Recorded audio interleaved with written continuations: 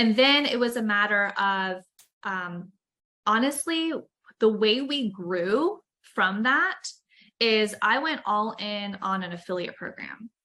Got it. Your own affiliate program. Yes, my own affiliate program. And so if you think about it, people in the online space, they're used to affiliate marketing.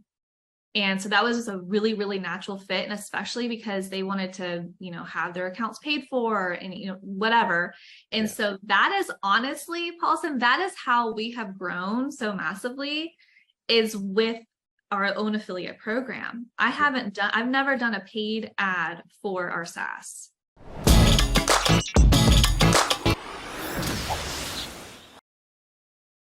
Hello, everyone. Welcome to another episode of our HighLevels podcast called Spotlight Sessions. I'm so excited to have Roxanne Ray as my guest because it's a full circle. Roxanne is one of the first top players in the agency world that I met years ago. I want to say maybe like 2014, and she actually mentored me for some time, showed me how to do fulfillment, showed me all the mistakes that I can make in her journey as well. And we ended up going through several coaching programs, if I can remember correctly, and learned a lot together, always been a colleague. And recently, many of you might have noticed that I've taken over the Spotlight Sessions, and I thought about Roxanne because one of the things that I've seen her do as HighLevel kind of evolved is, she's an established agency owner for many, many years. And the question always comes up of like, well, I'm already established. How do I transition into SaaS? So I thought Roxanne would be the perfect person to talk about this. And we're going to have a great talk today. Roxanne, without any further ado, give us a full intro of your journey. I personally know it myself. I've met your husband before. We went to Funnel Hacking Live and all these events and a bunch of masterminds. And, I feel like a friend, not even just as a colleague. But tell us about your story.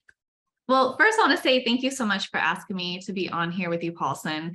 It really is a full circle moment for me because I think back to even when you and I met, I was still very new in the grand scheme of things, right? Because it's been several years since then. So it feels like it was a long time in the beginning of my journey. And just growing up in this space, there's a lot of people who are in HighLevel right now who we have known for a long time. So it's really cool to still see familiar faces. And then to make that transition over to fully SaaS, which I know we're going to get into. But I did have my agency, and I guess I still sort of do. I mean, I don't necessarily promote it and I don't advertise for it. People just know me by referral at this point. And I get to choose if I want to take them on as a client, but really the full focus is on our SaaS business and using HighLevel to make that happen. And so it's just been a really wild journey with lots of twists and turns up and down, in and out. And so I'm really excited to dive into that with you today. Absolutely. So one of the biggest questions that I get, and I see this from far, like when I observe agencies making these transitions, they get a little weary about SaaS in general because it sounds too good to be true. Plus, having a utility bill, is it really that stable? Don't they still cancel? And also the idea of going all in. Most people don't know how to go all in, even if they want to go all in. What was your thoughts maybe a couple of years ago when you first started off with SaaS? And I think you're getting the gold award winner. You're a plaque winner now, and you're at a new level and climbing as well.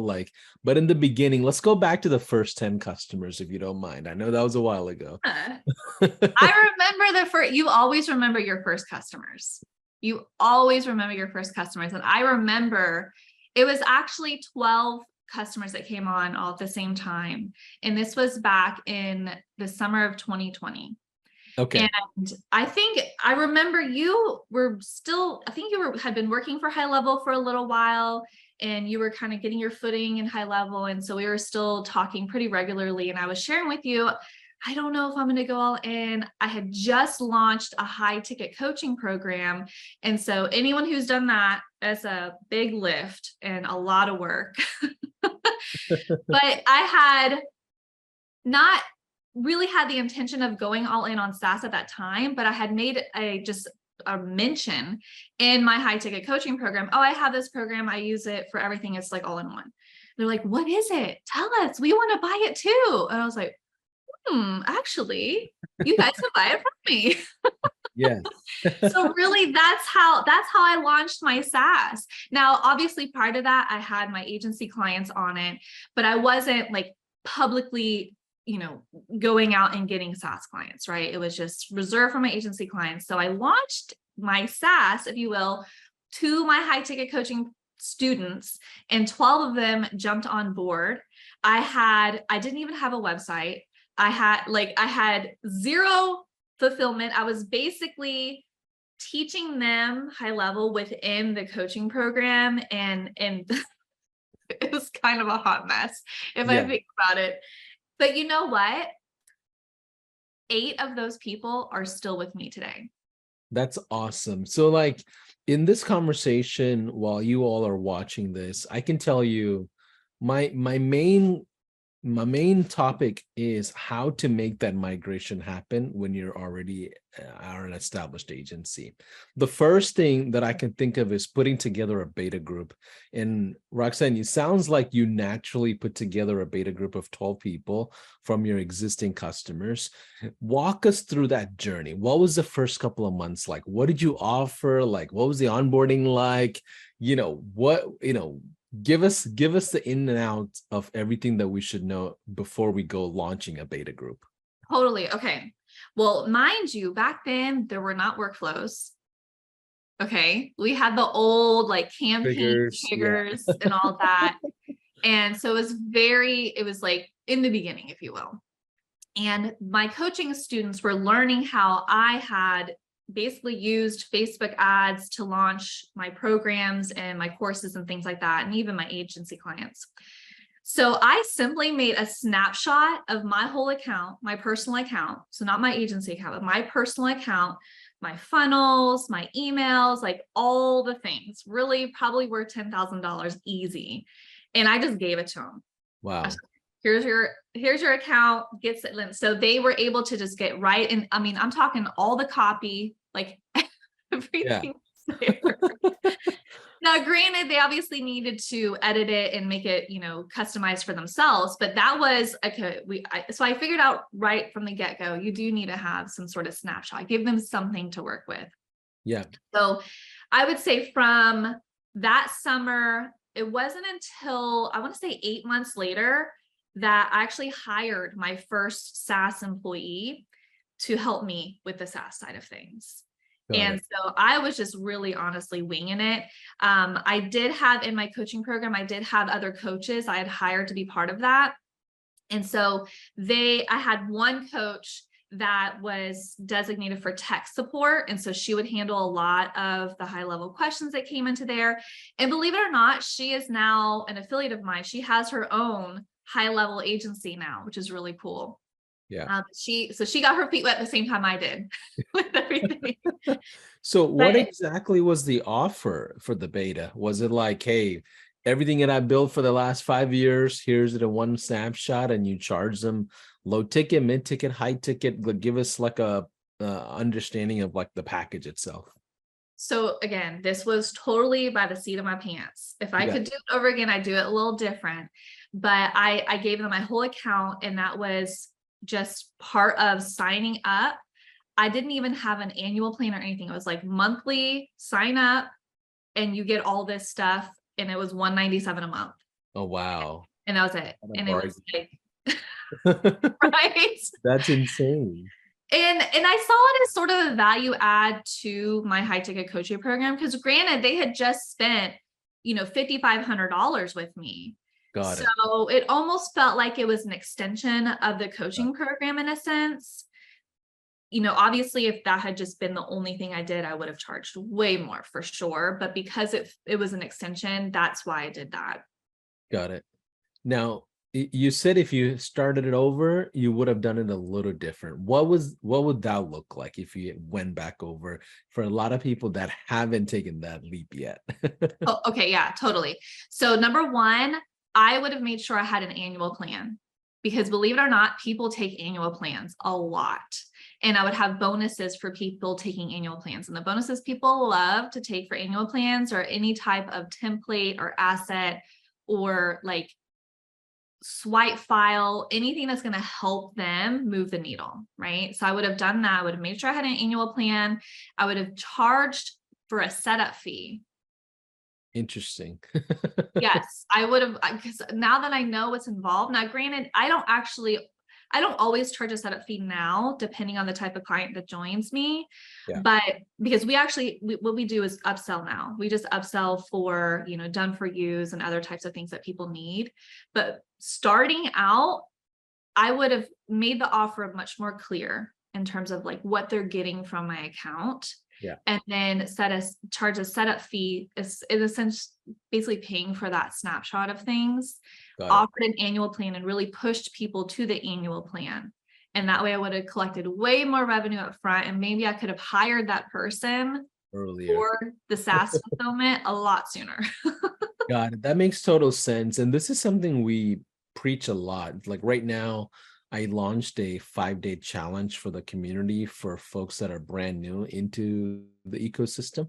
And I'm teaching them how to lean with just the missed call text back for $297 with an additional $297 setup fee, with the intention to like land and expand in the business. So like 3-4 days later, call them back. Hey, notice that your web chat is not on, your Google My Business is not on, all these other reviews are not on, funnels are not on. Can I just add these things to you for free, even though you paid me $297 for the missed call text back? And it's a great way to have some clarity on the sales calls. And you're not leading with like 5-6 different offers at the same time. So I'm glad you said, you know what, I will go back and charge a setup fee. And $197, how did you decide $197? Was it just like, you know what, that's just eeny, meeny, miny, mo, let me get started? Or was it like, did you have like a great like strategy behind it for some reason? I wish I could tell you there was a strategy behind it. It truly was like, let's pick this number out of the hat. Sounds great. I feel like the people who I'm going to be offering this to will accept that offer at that price. And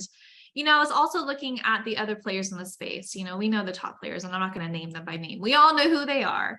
Right. And I was looking at what they were charging and what they were offering and thought, okay, I want to be comparable. I definitely don't want to compete on price. So I'm not going to start at the bottom, but I don't want to go too high out the gate, because I do want these initial people, because it honestly, it really helped me do a better coaching program for those who were on my SaaS program. Gotcha. And your coaching program, is that to agency owners or small business owners or coaches, consultants? Like, I don't remember what it was mainly other coaches, course creators, people in the online space. So they were looking for a solution. And if you think back 2020, most of us were using 4 or 5 different programs. That's right. And so I was able to help them eliminate all these duct tape programs into one. And that was just a big, big lift. Got it. So going back to putting together a migration plan as an established agency, the first thing we talked about is having a beta group, learning from them, being the middle of the pack of the pricing, maybe having a setup fee, and ultimately getting feedback. And I know the onboarding went well because you still have 8 of those 12 people that came into your business. What is the next step as an established agency that somebody should consider? Like what happened after the 12 customers? Did you have a second launch? Was there a full, another bigger beta? Like, what did that look like? Yeah. So really after that first launch, anyone that would come on to our high ticket coaching program would be offered the SaaS. So we had some people trickling in from that. And then when I finally hired that first SaaS employee back in, it was February of 2021, that's when we started putting some systems and processes in place, right? We had SOPs, we had her doing a call, like the tech call for specific. So we kind of plucked it out of the coaching program and actually made it a separate thing, right? So those who weren't on my SaaS weren't like, this call isn't necessary for me, right? I wanted to make sure they took advantage of everything. And then it was a matter of, honestly, the way we grew from that is I went all in on an affiliate program. Got it. Your own Right? affiliate program. Yes, my own Yeah. affiliate program. And so if you think about it, people in the online space, they're used to affiliate marketing. And so that was just a really, really natural fit. And especially because they wanted to, have their accounts paid for and, whatever. And Yeah. so that is honestly, Paulson, that is how we have grown so massively, is with our own affiliate program. I've never done a paid ad for our SaaS. And I've a couple of questions as we unpack this. So the first person you hired after that beta group, I assume it was like an account manager or a customer success person, right? Mhm. Yep. That was kind of their role. So Yep. they initially they wore kind of multiple hats, and then you're trying to break it down later, right? Yep. Yep. And then you said your strongest side of it was because you had a coaching program, is going down the affiliate path. Yep. And if you're watching and you're brand new to high level, let me tell you a secret. We grew with the affiliate program ourselves. When we first launched, I don't want to say I wasn't part of the initial launch. So 2018 is when they launched. 2019 early, I jumped in to the leadership team. But in end of 2018, what Rob and Alex and Sean and a couple of these guys were doing is they would go to all these masterminds of top agencies. So you get like the Rob Baileys, the Josh Nelsons, and Nick Robbins, and all these folks. And they would go there and do a demo and things like that. And we, in our initial first 1,000 customers, I believe, was all from these events, all built by the affiliate program. So tell us a little about the affiliate vision you had. What does that look like? What do those conversations even look like with those customers? And at what point of your book of business did you actually launch the affiliate program? Like, were you at 50? Were you at like right after that initial 12? Like, what does that look like? I'm trying to remember when we launched the affiliate. I want to say it was pretty soon after that first employee joined us, Gotcha. because then bandwidth started to open up where we could, for me personally, I could start, Of course. Yeah. looking at other things to do. So I want to say it had to have been around there. I know it feels like we've had it for almost the whole time. So it had to have been around there. And what that looked like is essentially creating the affiliate links. We originally started with first promoter. And this is way before HighLevel's affiliate dashboard that you have today. Oh yeah. Yeah, there's none of those things existed in 2020. No, it was definitely like, Google, YouTube, figuring this thing out. How does this work? How do you even run these things? I mean, we got my employee, she's still with me today, by the way. And she is like my right-hand woman. And she and I got books. We're reading books about, running affiliate program. I mean, we're doing all the things to figure this thing out. And then we launched, but when we launched, it didn't really take off at first. Of course. Right. Yeah. And so we then figured, okay, how can we get engagement? How can we get people excited about this? And so what we did is we actually offer, me, Roxanne, offers a monthly affiliate call just for our active affiliates, where I basically teach them affiliate marketing. I teach them how to, do social media and promote things with affiliate marketing. And they can obviously use these skills for more than just our SaaS, right?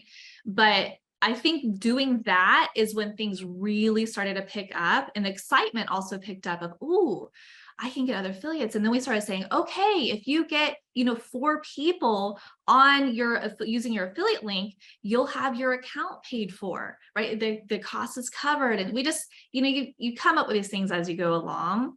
But I'll tell you, actually, now that I think about it, more than 50% of our sub accounts now have come in through affiliates. Yeah. And it becomes a really big channel. By the way, we hit 30,000 users and we're like, oh yeah, we need to start doing affiliate management education. So now we have Q&As that we do almost every week. Kelsey Navalta, she runs that program, does an amazing job with it. But like you said, you do have to teach the affiliate marketing side to your affiliates if you're going to go down that route.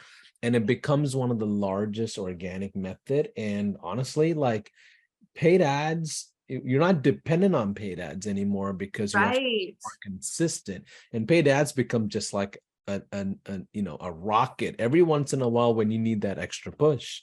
So tell us a little about the affiliate management in general. Like, is there, do you have specific support for them?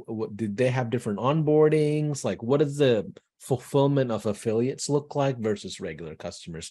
And by the way, what about the agency customers? Like, how are you migrating them out of it? I want to also know that as well. Okay, so with the affiliate, I did hire someone else. So she is sort of my like administrative assistant. So she helps with managing the affiliate program. So we do have an application process. We pretty much accept everyone, but we want it to feel exclusive. Like you do need to put some effort into this. So we do have an extensive application. She reviews those, then sends out, an email accepting them with their affiliate link. They get added to a special group that only the affiliates get access to, so they get invited to those monthly calls. And then she has an affiliate newsletter that goes out once a month. We've done, competitions.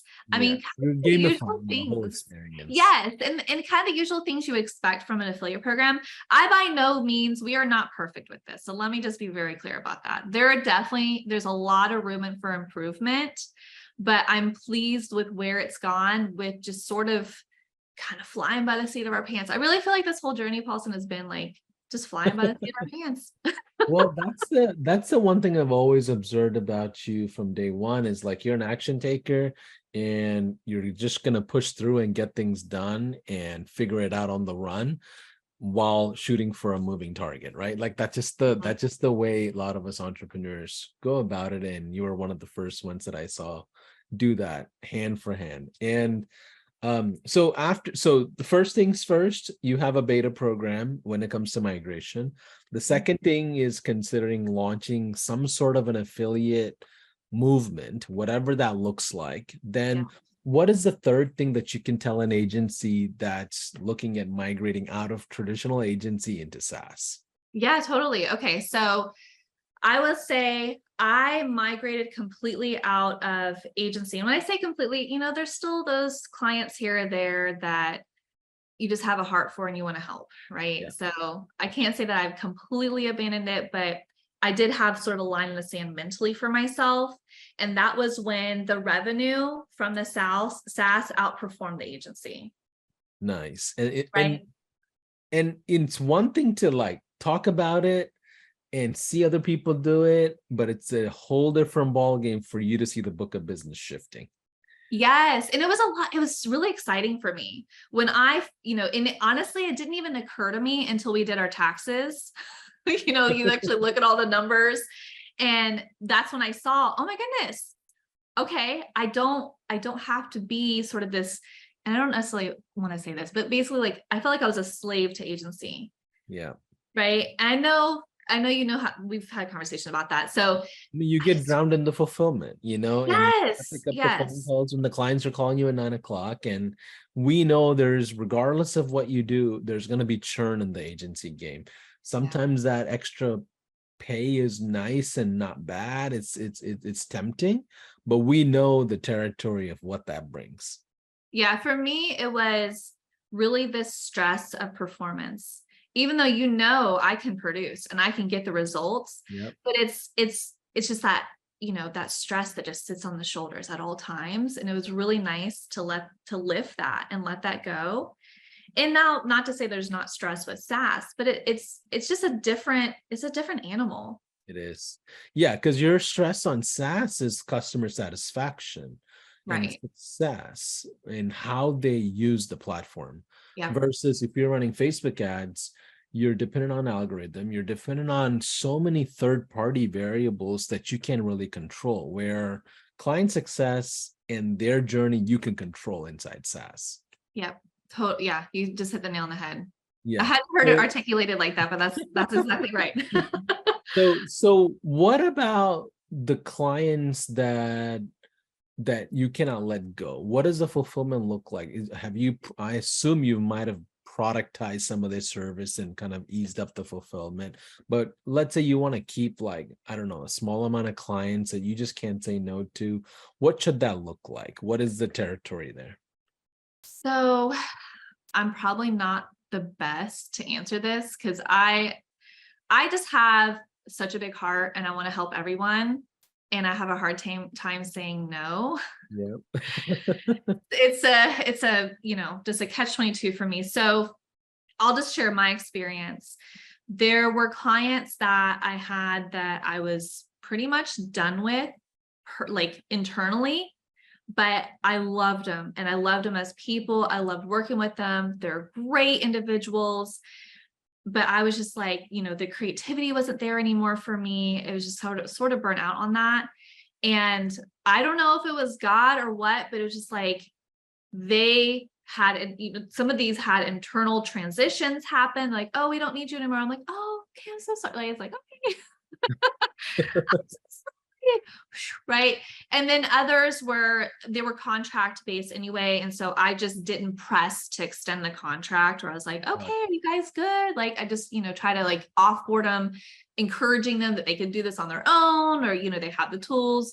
And so instead of, I guess, selling to keep the clients on, it was just sort of a natural offboarding for me. That's how I did it. I don't, right or wrong, that's how I did it. Got it. I think that worked out in your favor based on the relationships you have, right? Do you recommend anybody right sizing existing customers into SaaS? Like, let's say they're there for like $2,000 Facebook ads. Does it make sense for someone to downsell them into SaaS at a low ticket or a mid ticket? Like I am personally, I think it's doable. You got to just move with caution, but I'm always curious to hear agency owners' thoughts on this. So when I was finally making the transition, where I was like, okay, we can make this transition now. I feel comfortable, revenue's there, we're great. A lot of the clients I had for agency were already on SaaS for me. Gotcha. So that was already, I think that was an easier transition for them anyway, because they knew they could still sort of get my attention if they needed within SaaS, because I do a strategy call once a month. So they knew, okay, I at least still have her ear. I'm not completely on an island on my own. So those people, that was an easy transition where I just didn't basically continue to sell them on the agency side, where I'm like, okay, we're great. You got it. The others, they just weren't a good fit for the type of client that I like to have on SaaS. A lot of my agency clients, as you know, Paulson, many of them were big international brands, different languages, different things going on, they were I didn't really have a niche on my agency side. I did start out in the dental space, but then I quickly expanded. And so those that just didn't fit well into my current SaaS niche, I didn't sell them into that. Yeah. A lot of them already had their solutions anyway. Gotcha. Yeah, that makes total sense. What are some other things that an agency owner should think about? Because I know this for a fact, in the first like 4 or 5 months of you transitioning your whole book of business, I remember having conversations with you and you would hit me up randomly, hey, this thing is not working, that's not working. And I'm like, oh yeah, she's going through the trenches of moving over an entire fulfillment. You're reconfiguring your assembly line, right? And tell us about that, because that's the ugly side of SaaS when it comes to migration. And I think a lot of agency owners should be realistic with what they're signing up for. Yes. Oh my gosh. You're just bringing me back. I actually remember talking to you, Paulson, on the phone, and I'm at a mastermind in Orlando, and I'm pacing around the pool of this like house, having this struggle. I'll always remember that. So, really what it comes down to is, for me, I was hesitant to go all in on SaaS. I was very hesitant. And here it was almost like, I don't know what to compare it to. I would be like 95% there. Okay, I'm going to do it. And then a little bug would happen. I'm like, oh my gosh, I don't know.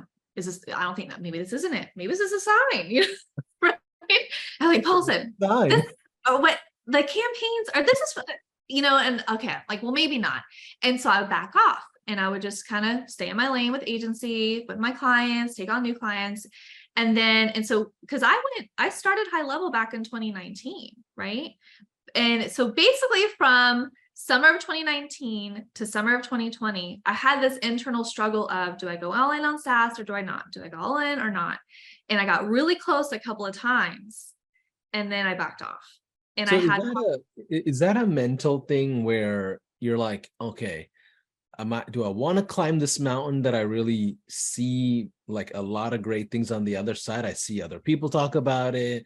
But when I go into the nitty-gritty of building this thing, it seems like it's over my head. Like that mental struggle, I hear it all the time. And yes, I see it in the Facebook group of people, do I go all in on SaaS or do I do affiliate?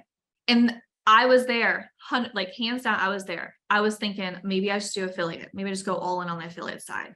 Because I had an agency and I was successful, I had a lot of people coming to me. I was mentoring them one-on-one, right? Consulting with them one-on-one. And I thought, well, I could just do the affiliate.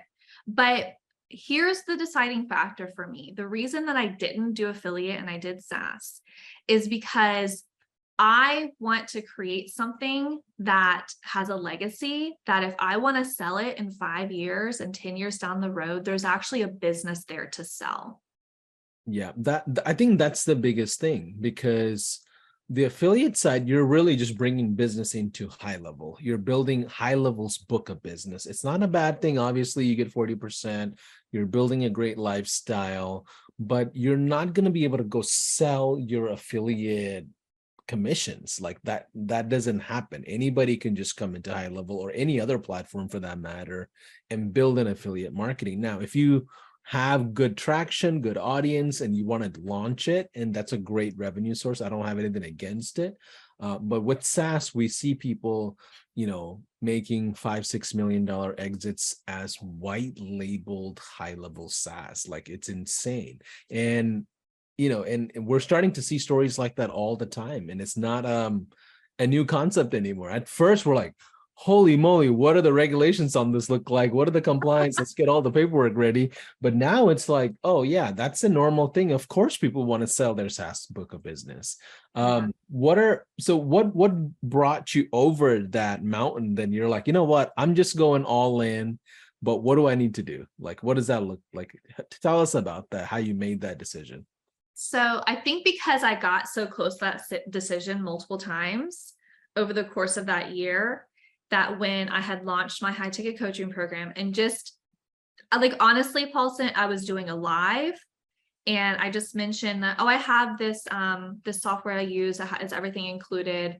And, all my clients are on it. And then I just like kept going with my training and people were blowing up the chat. Where's the link? What is it? What's the name of it? We want it. Da, da, da. I had emails. I was like, oh my gosh, that's my answer. That's my answer right there. Yeah. People want to buy this from me because of me suggesting it to them. Yeah. And so that was my decision. Okay, we're doing SaaS. And I went fully into that. And honestly, I was like, dang it, I have this coaching program now though. You really want to sell your time for $5,000 instead, but SaaS made sense. Yeah. Well, I mean, the coaching program is great, but I don't know. That's like a whole nother beast. I'm personally realized I'm not built for that. I had my high ticket coaching program for about a year and a half. And then I sunset that bad boy and was like, I am done. Yeah. Not doing that again. Yeah, I mean, even if it's a great experience, and I know you've coached me in the past, so I know you're a great coach in general, like you're a great mentor, and it's something you like. But the thing is, you're selling your time, and it's not a scalable model. Like even if you brought in 10 other coaches, their times are still limited on a 9 to 5, right? Like there's no way to just skyrocket into, now we see people with like 4,000 accounts. It's insane, so like there's no way you can compete with a book of business at that size. So it's amazing to see this journey kind of unfold. And I know you're coming in October on stage and we're gonna do interviews there. I'm in a sense, I'm like so proud of the fact that I feel like I've known and seen your journey evolve for a long time. But the other thing is you did it the right way. You went through your own experiences. You launched so many different offers and so many agency models and different things. And you're at SaaS now. And maybe 2-3 years later, SaaS is a normal thing and nobody's excited about it. And maybe we're on to something else. But for the current being, I'm so excited to be part of that journey. I'm excited to have you at the summit. And we're gonna have a great time in Dallas for sure. Yes, I am so thrilled to be part of the SaaS panel. I mean, I'm really, really excited. I'm excited to hear what the others have to say as well. I mean, I'm a student at heart. I know I don't know everything. I only know my experience, and I'm definitely excited to share that. Yeah. But it's gonna be a And lot of fun. the way we've designed it is pretty cool. Like we have like a mastermind style on one side where for those that just want to get on your laptop and start building, and we have like a party side for the other who just wants to have a bunch of drinks and dance around and network, right? So we'll have both sides. It's pretty interesting how we did it the first year. This year is just going to be like that on steroids. So I'm so excited to get that going. So any last words to those established agencies that are figuring out ways to migrate fully into SaaS? And we'll close out after that. I think the first thing is you just have to make the decision that that's the direction you want to go. Like me, it was like, okay, we're doing this. I'm all in 100%. We're not looking back. We're not going to get to the edge and then come back. No, I jumped off the ledge and we're doing this. So that's number one, just make the decision to go all in. And then number two, I think the other thing that's really, really helped me is to find incredible people to do this with me. I have an amazing team. I love every single one of them. And I'm loyal to them. They're loyal to me. We're building this thing together. And I really see us as a team. I know they're like, oh, you're the boss, but I try not to be like the boss, right? I try to be like, we're all a team. We're team members. We're doing this together. We're all, here together and just moving forward. So I would say, make sure you have people who are in your corner ready to do this with you, because you can't do it alone. Those are facts for sure. And even at this level, it's important to build the culture. Like we're at a point where it's almost very corporate-ish sometimes because there's like 650 employees full time. And back when we first started, it was like 5-6 of us, and the camaraderie then versus creating a new camaraderie today, it's quite the challenge. So what you have to do is have leaders in pockets that have a cultural sense of what the company is about, and then they kind of lift you up. But Roxanne, I am so happy we got to do a podcast together and kind of outline your journey. So we appreciate you sharing from it. And how can people get a hold of you if they want to reach out and